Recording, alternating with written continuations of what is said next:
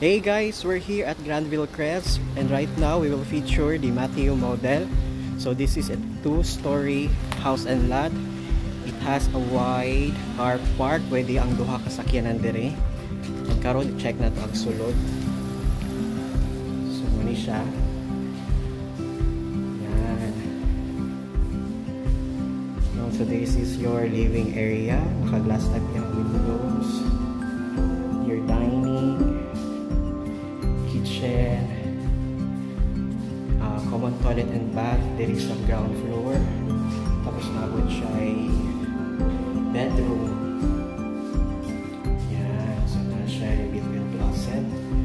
Pero ni-check na to ang taas. So muna yung stairs. May high ceiling din siya guys. Yan.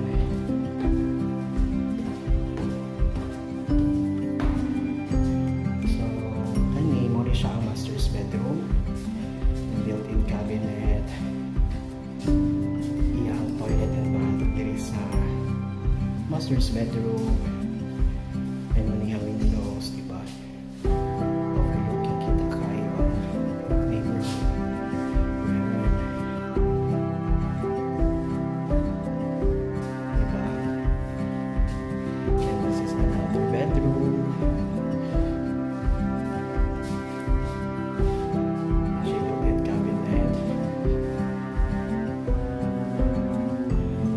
And a common toilet and bath there is sa second floor.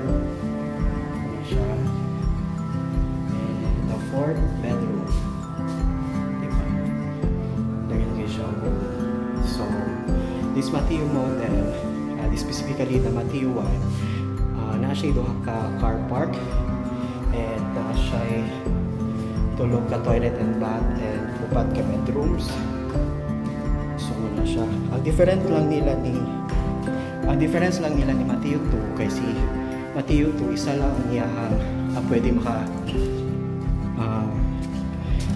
park na sakyanan, while si Mateo 1 kita ko kaya parking space. So muna siya ang mga gawas, mga dirty kitchen. Na siya water tank, diba, na siya drainage. Okay, so muna siya nanikadako yung parking space ni Mateo 1. So we have units available here sa Mateo 1 and 2 at Granville Crest. So if you're interested, just send me a message. That's all. Thank you. Bye. Yan, nindot diba? PM na yan.